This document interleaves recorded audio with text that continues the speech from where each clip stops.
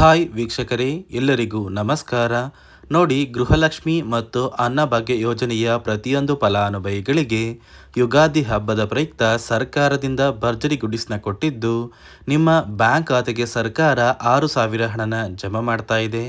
ನಾಳೆ ಭಾನುವಾರ ಮಾರ್ಚ್ 30ರಿಂದ ಕರ್ನಾಟಕದ 27 ಜಿಲ್ಲೆಗಳ ಪ್ರತಿಯೊಂದು ಫಲಾನುಭವಿಗಳಿಗೆ ಗೃಹಲಕ್ಷ್ಮಿ ಯೋಜನೆಯ 4,000 ಹಣ ಮತ್ತು ಅನ್ನಭಾಗ್ಯ ಯೋಜನೆಯ ಕಳೆದ 5 ತಿಂಗಳ 2,000 ಹಣ, ಒಟ್ಟಾರೆ 6,000 ಹಣನ ಯುಗಾದಿ ಹಬ್ಬದ ಪ್ರಯುಕ್ತ ಪ್ರತಿಯೊಂದು ಫಲಾನುಭವಿಗಳಿಗೆ ಸರ್ಕಾರ ಜಮಾ ಮಾಡ್ತಾ ಇದೆ. ಈ 6,000 ಹಣಕ್ಕೆ 5 ಹೊಸ ನಿಯಮಗಳು ಕೂಡ ಜಾರಿಗೆ ಬಂದಿದೆ. ಹಾಗಾದರೆ ಬನ್ನಿ ಸ್ನೇಹಿತರೆ, ಆ ಒಂದು ಮಾಹಿತಿ ಏನು ಅಂತ ತಿಳ್ಕೊಳ್ಳೋಣ. ಅದಕ್ಕಿಂತ ಮೊದಲು ನೋಡಿ ಸ್ನೇಹಿತರೆ, ನೀವೇನಾದ್ರೂ ಇನ್ನೂ ಕೂಡ ನನ್ನ ಚಾನಲ್ನ ಸಬ್ಸ್ಕ್ರೈಬ್ ಆಗಿಲ್ಲ ಅಂದರೆ ದಯವಿಟ್ಟು ಪ್ರತಿಯೊಬ್ಬರು ಚಾನಲ್ನ ಸಬ್ಸ್ಕ್ರೈಬ್ ಮಾಡ್ಕೊಳ್ಳಿ, ಹಾಗೆ ವಿಡಿಯೋಗೆ ಒಂದು ಲೈಕ್ನ ಕೊಡಿ. ಹೌದು ವೀಕ್ಷಕರೇ, ಗೃಹಲಕ್ಷ್ಮಿ ಮತ್ತು ಅನ್ನಭಾಗ್ಯ ಯೋಜನೆಯ ಪ್ರತಿಯೊಂದು ಫಲಾನುಭವಿಗಳಿಗೆ ಯುಗಾದಿ ಹಬ್ಬದ ಪ್ರಯುಕ್ತ ಸರ್ಕಾರದಿಂದ ಭರ್ಜರಿ ಗುಡಿಸ್ನ ಕೊಟ್ಟಿದ್ದು, ನಿಮ್ಮ ಬ್ಯಾಂಕ್ ಖಾತೆಗೆ ಗೃಹಲಕ್ಷ್ಮಿ ಯೋಜನೆಯ 4,000 ಹಣ, ಅದೇ ರೀತಿ ಅನ್ನಭಾಗ್ಯ ಯೋಜನೆಯ ಕಳೆದ 5 ತಿಂಗಳ ಪೆಂಡಿಂಗ್ ಇರುವಂತಹ 2,000 ಹಣ, ಒಟ್ಟಾರೆ 6,000 ಹಣನ 27 ಜಿಲ್ಲೆಗಳಿಗೆ ಸರ್ಕಾರ ಜಮಾ ಮಾಡ್ತಾ ಇದೆ. ಈ 6,000 ಹಣನ ನೀವು ಪಡ್ಕೋಬೇಕು ಅಂದರೆ ಸರ್ಕಾರ ಪ್ರತಿಯೊಂದು ಫಲಾನುಭವಿಗಳಿಗೆ 5 ಹೊಸ ನಿಯಮಗಳನ್ನ ಜಾರಿಗೆ ತಂದಿದೆ. ಈ 5 ನಿಯಮಗಳನ್ನ ನೀವು ಪಾಲಿಸಿದರೆ ಮಾತ್ರ ನಿಮ್ಮ ಬ್ಯಾಂಕ್ ಖಾತೆಗೆ 6,000 ಹಣ ಜಮಾ ಆಗೋದು. ಸುಮಾರು 1 ಲಕ್ಷಕ್ಕಿಂತ ಅಧಿಕ ಫಲಾನುಭವಿಗಳ ಒಂದು ದಾಖಲಾತಿಗಳನ್ನ ಸರ್ಕಾರ ಮರುಪರಿಶೀಲನೆ ಮಾಡುವಂತಹ ಸಂದರ್ಭದಲ್ಲಿ ಈ 5 ನಿಯಮಗಳ ಆಧಾರದ ಮೇಲೆ ಈ ಒಂದು ಫಲಾನುಭವಿಗಳಿಗೆ ಈ ಬಾರಿ ಸರ್ಕಾರ ಗೃಹಲಕ್ಷ್ಮಿ ಯೋಜನೆಯ 6,000 ಹಣನ ಕ್ಯಾನ್ಸಲ್ ಮಾಡಿದೆ. ಹಾಗಾದರೆ ಬನ್ನಿ ಸ್ನೇಹಿತರೆ, ಆ ನಿಯಮಗಳು ಏನು ಮತ್ತು ಕಡ್ಡಾಯವಾಗಿ ಈ ಒಂದು ನಿಯಮಗಳನ್ನ ನೀವು ಫಾಲೋ ಮಾಡಬೇಕಾ ಅಂತ ನಾನು ನಿಮಗೆ ಈ ಒಂದು ವಿಡಿಯೋದಲ್ಲಿ ತಿಳಿಸ್ಕೊಡ್ತಾ ಇದ್ದೀನಿ. ಅದಕ್ಕಿಂತ ಮೊದಲು ನಾಳೆ ಭಾನುವಾರ ಮಾರ್ಚ್ 30 ಯುಗಾದಿ ಹಬ್ಬದ ಪ್ರಯುಕ್ತ ಸರ್ಕಾರ ಯಾವ 27 ಜಿಲ್ಲೆಗಳ ಫಲಾನುಭವಿಗಳಿಗೆ ಗೃಹಲಕ್ಷ್ಮಿ ಯೋಜನೆಯ 4,000 ಹಣ, ಅದೇ ರೀತಿ ಅನ್ನಭಾಗ್ಯ ಯೋಜನೆಯ 2,000 ಹಣನ ಜಮಾ ಮಾಡ್ತಾ ಇದೆ ಅಂದರೆ, ಮೊದಲಿಗೆ ಬಾಗಲಕೋಟೆ, ಬೆಳಗಾವಿ, ವಿಜಯಪುರ, ಬೆಂಗಳೂರು ನಗರ, ಬೆಂಗಳೂರು ಗ್ರಾಮಾಂತರ, ರಾಮನಗರ, ಧಾರವಾಡ, ಗದಗ, ಹಾವೇರಿ, ಉತ್ತರ ಕನ್ನಡ, ಚಿಕ್ಕಬಳ್ಳಾಪುರ, ಚಿತ್ರದುರ್ಗ, ದಾವಣಗೆರೆ, ಕೋಲಾರ, ಶಿವಮೊಗ್ಗ, ತುಮಕೂರು, ಬಳ್ಳಾರಿ, ಬೀದರ್, ಕಲಬುರಗಿ, ಚಾಮರಾಜನಗರ, ಚಿಕ್ಕಮಗಳೂರು, ದಕ್ಷಿಣ ಕನ್ನಡ, ಕೊಪ್ಪಳ, ರಾಯಚೂರು, ಯಾದಗಿರಿ, ವಿಜಯನಗರ, ಹಾಸನ, ಕೊಡಗು, ಮಂಡ್ಯ, ಮೈಸೂರು ಮತ್ತು ಉಡುಪಿ. ಈ 27 ಜಿಲ್ಲೆಗಳ ಪ್ರತಿಯೊಂದು ಫಲಾನುಭವಿಗಳಿಗೆ ಯುಗಾದಿ ಹಬ್ಬದ ಪ್ರಯುಕ್ತ ಮಾರ್ಚ್ 30 ಭಾನುವಾರದಿಂದ ಸರ್ಕಾರ ಗೃಹಲಕ್ಷ್ಮಿ ಯೋಜನೆಯ 4,000 ಹಣ, ಅದೇ ರೀತಿ ಅನ್ನಭಾಗ್ಯ ಯೋಜನೆಯ ಪೆಂಡಿಂಗ್ ಇರುವಂತಹ 5 ತಿಂಗಳ 2,000 ಹಣನ ಜಮಾ ಮಾಡ್ತಾ ಇದ್ದು, ನಿಮ್ಮ ಬ್ಯಾಂಕ್ ಖಾತೆಗೆ ನೀವು ಈ 6,000 ಹಣನ ಪಡ್ಕೋಬೇಕು ಅಂದರೆ ಗೃಹಲಕ್ಷ್ಮಿ ಯೋಜನೆಯ ಒಟ್ಟು 17 ಕಂತಿನ ಹಣ ನಿಮ್ಮ ಬ್ಯಾಂಕ್ ಖಾತೆಗೆ ಜಮಾ ಆಗಿರಬೇಕು. ಒಂದು ವೇಳೆ ಇನ್ನೂ ಸಹ 17ನೇ ಕಂತಿನ ಹಣ ಜಮಾ ಆಗಿಲ್ಲ ಅಂದರೆ ನಿಮ್ಮ ಬ್ಯಾಂಕ್ ಖಾತೆಗೆ ಸರ್ಕಾರ ಈ ಒಂದು ಹಣನ ಜಮಾ ಮಾಡೋದಿಲ್ಲ. ಅದೇ ರೀತಿ ಅನ್ನಭಾಗ್ಯ ಯೋಜನೆಯ ಪ್ರತಿಯೊಂದು ಫಲಾನುಭವಿಗಳಿಗೆ ಪೆಂಡಿಂಗ್ ಇರುವ 5 ತಿಂಗಳ 2,000 ಹಣ ಕೂಡ ಜಮಾ ಆಗ್ತಾ ಇದೆ. ಮುಂದಿನ ತಿಂಗಳಲ್ಲಿ ನಿಮ್ಮ ಬ್ಯಾಂಕ್ ಖಾತೆಗೆ ಯಾವುದೇ ರೀತಿಯ ಒಂದು ಹಣನ ಸರ್ಕಾರ ಜಮಾ ಮಾಡೋದಿಲ್ಲ. ಕಾರಣ ಏನು ಅಂದರೆ ಅಕ್ಕಿ ಬದಲು ಹಣನ ಸರ್ಕಾರ ಕ್ಯಾನ್ಸಲ್ ಮಾಡಿದೆ. ನೋಡಿ ಸ್ನೇಹಿತರೆ, ಈ ಬಾರಿ ಸುಮಾರು 1 ಲಕ್ಷಕ್ಕಿಂತ ಅಧಿಕ ಫಲಾನುಭವಿಗಳ ಬ್ಯಾಂಕ್ ಖಾತೆಗೆ ಸರ್ಕಾರ ಗೃಹಲಕ್ಷ್ಮಿ ಯೋಜನೆಯ ಹಣನ ಜಮಾ ಮಾಡ್ತಾ ಇಲ್ಲ.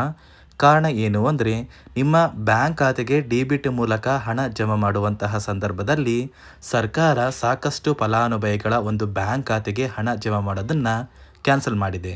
ಯಾಕಂದರೆ ಇತ್ತೀಚೆಗೆ ಹಣಕಾಸು ಇಲಾಖೆ ಜಾರಿಗೆ ತಂದಿರುವ 5 ನಿಯಮಗಳ ಆಧಾರದ ಮೇಲೆ ಪ್ರತಿಯೊಂದು ಫಲಾನುಭವಿಗಳಿಗೆ ಸರ್ಕಾರ ಈ ಒಂದು ಹಣನ ಜಮಾ ಮಾಡ್ತಾ ಇದ್ದು, ಯಾರೆಲ್ಲ ಫಲಾನುಭವಿಗಳು ಈ ನಿಯಮಗಳನ್ನ ಪಾಲಿಸಿಲ್ಲ ನಿಮ್ಮ ಬ್ಯಾಂಕ್ ಖಾತೆಗೂ ಕೂಡ ಹಣ ಜಮಾ ಆಗೋದಿಲ್ಲ.